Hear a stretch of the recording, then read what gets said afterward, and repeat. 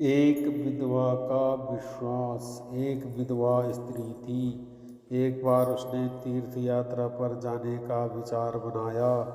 यही सोचकर उसने घर का सारा कीमती सामान बेच दिया और नकदी में से कुछ अपने खर्चे के लिए रखकर उस पर लाख की शील लगा दी। एक साधु महाराज था जो अपने इलाके में बेहद ईमानदार समझा जाता था। साधु के पास जाकर बोली, महाराज जी, आप बड़े ही ईमानदार आदमी हैं। यही सोचकर मैं आपके पास आई हूँ। दरअसल मैं तीर्थ यात्रा पर जाना चाहती हूँ, अतः मेरी ये थैली रख लें, इसमें 1000 मोहरें हैं। मैं यात्रा से वापस आकर अपनी अमानत ले लूँगी। साधु ने थैली रख ली और वह विधवा स्त्री यात्रा पर चली गई। करीब 2 साल बाद वो वापस आई और साधु से अपनी थैली ले ली। घर आकर उसने थैली खोलकर देखा तो घबरा गई। थैली में मोहरों की जगह लोहे की टिकलियां भरी हुई थी। वह फौरन साधु के पास गई और सारी बात बताई, मगर साधु ने इस मामले में अनभिज्ञता जाहिर की और बोला, देखो बीवी, तुम्हारी थैली में क्या था क्या नहीं मुझे नहीं मालूम। मैंने तो तुम्हारी जमानत जस की तस रख दी थी और तुम्हारे वापस आने पर वैसे ही उठाकर तुम्हें दे दी।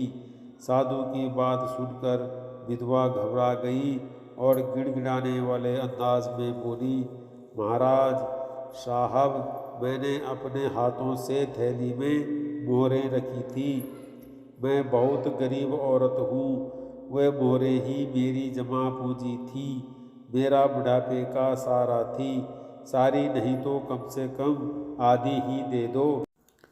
मैंने तो आपको ईमानदार समझकर अपनी धरोहर आपके पास रखी थी, मगर आप मुझ गरीब के साथ अन्याय कर रहे हैं। साधु ने कहा, ए बुढ़िया, फालतू बकवास मत कर और सीधी तरह से यहाँ से चलती बन, वरना धक्के मारकर बाहर निकाल दूंगा।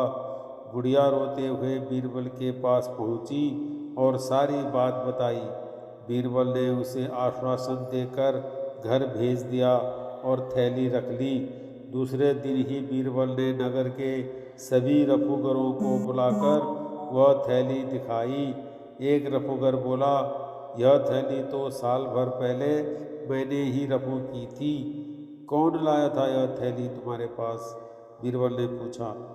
रफूगर बोला, एक साधु। बीरबल ने तुरंत सिपाही भेजकर साधु को बुलवाया। साधु आया और रफूगर को देख सारा मामला समझ गया।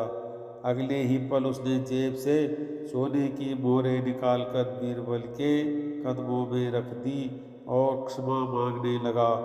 तुम क्षमा करने के काबिल नहीं हो साधु। तुम्हें तुम्हारे पद से भी हटाया जाता है। जो खुद बेईमान हो वो दूसरों का क्या मार्गदर्शन करेगा। बुढ़िया धन पाकर बेहद खुश हुई और बीरबल को दुआएं देने लगी।